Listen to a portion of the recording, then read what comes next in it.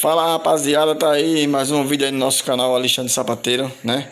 Tá aqui o tênis do nosso cliente, ó, né? Todo costurado, né, pessoal? Foi colocar na costura branca aí, ó, né? Todo costuradinho aqui, ó, o tênis do cliente, ó, né? Coisa mais linda aqui, ó. Todo costurado. Tanto o pé esquerdo aqui, ó, e o pé direito. Vou colocar a costura aí, ó, né? Essa parte amarela aqui, pessoal, né? Não foi eu não, certo?